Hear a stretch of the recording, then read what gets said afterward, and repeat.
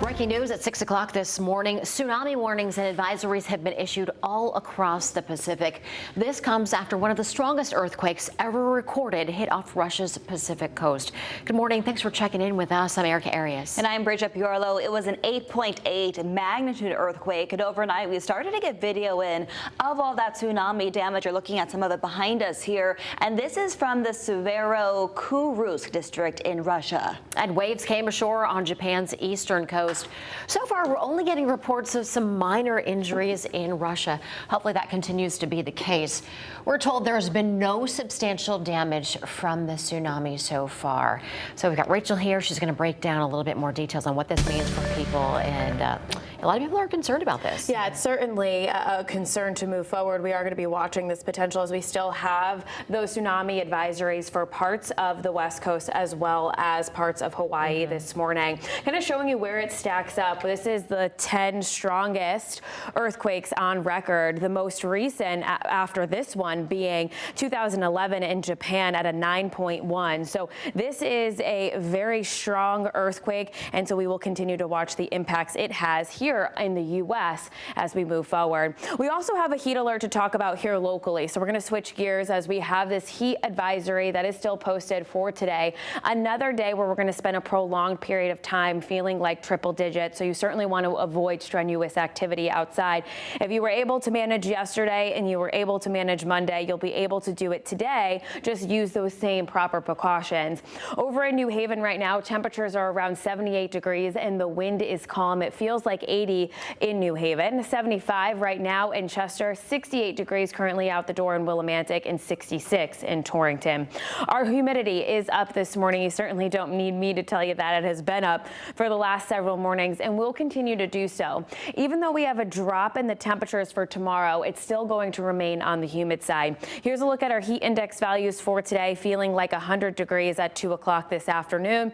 And we are also going to be watching the chance for some scattered showers and thunderstorms. These are going to be widely scattered, mainly after 2 o'clock and between 2 and about 8 o'clock or so. After that, the chance for the thunderstorms does diminish. Temperatures today around 94 in New Haven, 95 in Wallingford. We're going to make a run at 96 again in the capital city, the lower to middle 90s across southeastern Connecticut.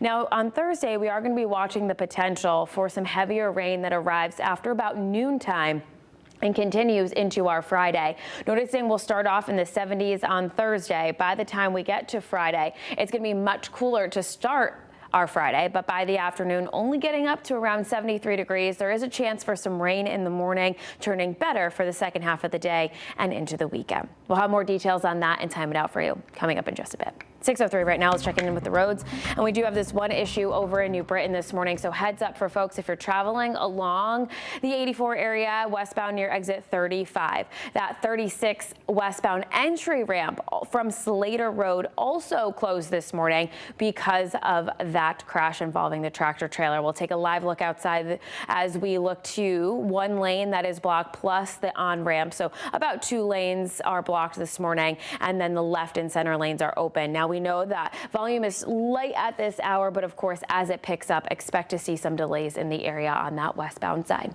Over to you. Rachel, thanks so much. 6:03 right now, and happening today, a big decision on the table for Metro North and CT rail riders. The MTA board is set to vote on whether to back Connecticut's proposal to raise fares. And at 5, Fox 61's Priscilla Meza told us about the MTA board's concerns. She joins us live again in Hartford. And Priscilla, now you have new details about how riders are reacting. What are they saying about the possible increases?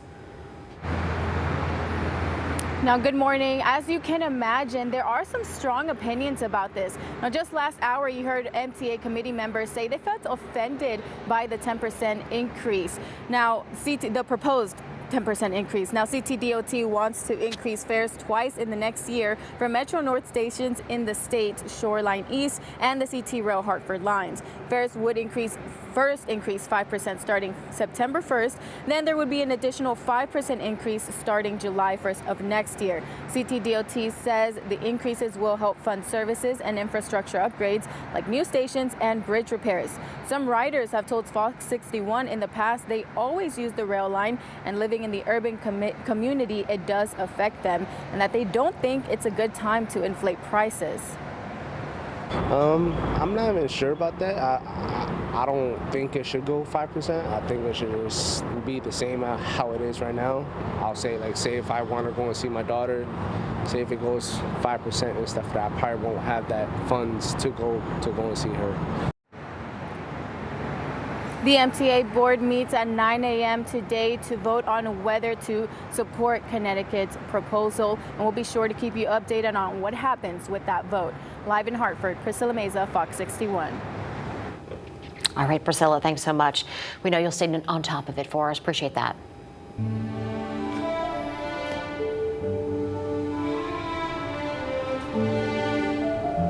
It was an emotional night for the Plainville Fire Department and really the entire community as they came together to remember firefighter Ray Moreau. A town-wide memorial ceremony was held last night for the fallen firefighter, and Fox 61's Kate Pattyfoot has more from those who knew him best.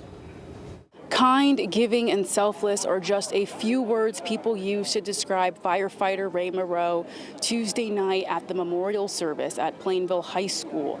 The service was full of people from Plainville and even firefighters around the state, all to honor this fallen firefighter. Amazing grace.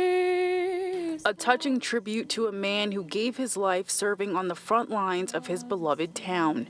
Hundreds of people came out Tuesday to pay their respects to fallen firefighter Ray Moreau. We count on each other around here, so that's what's important to us. And he was a good example, and we're going to follow his lead. Governor Ned Lamont and Lieutenant Governor Susan Bicewicz joined members of the Plainville community at Tinty Field at Plainville High School to honor this beloved hero. Police officers and EMTs and all the first responders every day. When the emergency calls, they're there looking out for us and protecting us. May the spirit of unity and selflessness we have shared here linger with us, strengthening the bonds that tie us together as neighbors, friends, and family. Some of Moreau's closest friends spoke fondly about him and what they'll miss the most. I lost my best friend and little brother.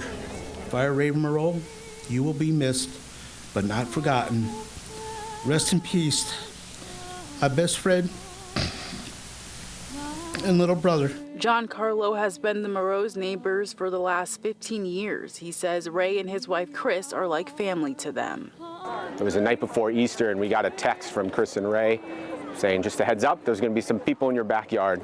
And they went out there just for my daughter and put, I think it was over 100 plastic Easter eggs with candy, just for one kid. Those are the type of neighbors they were, and we were really lucky to have them, and I'm sorry, and know them. And it was an honor to be his friend and neighbor. Those who spoke during the ceremony encouraged people to support organizations like St. Jude's Children's Hospital and the Plainville Memorial Scholarship Fund, just a few organizations that firefighter Ray Moreau cared deeply about. In Plainville, Kate Pattyfoot, Fox 61. Okay, thank you. And you can stay up to date with Fox 61 here on air, online, and on our news app. We're also streaming anytime on Fox 61 Plus. 6:08 is your time. Investigators in New York City are looking into a note they say the office building shooter left behind. They believe he was trying to reach the NFL office inside that building but took the wrong elevator. Police say the 27-year-old shooter claimed he suffered from CTE. That's a brain disease linked to head trauma. NFL officials say he never played in the league, but he did play football in high school.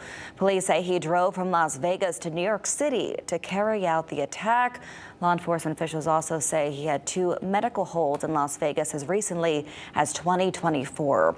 People came together in Bryant Park last night to mourn the 4 people killed in the shooting. It's just blocks away from where the tragedy happened Monday evening. The mayor and the governor both called for action in hopes for stricter gun control laws to prevent these tragedies in the future. It's not a new fight, but for once and for all, let's put this to bed and say our nation deserves safety and security, and to know when they say goodbye to their loved ones, when they go off to work in the morning, whether a police officer or office worker, They're going to see their family again at the end of the day. Among those killed, an off-duty NYPD officer.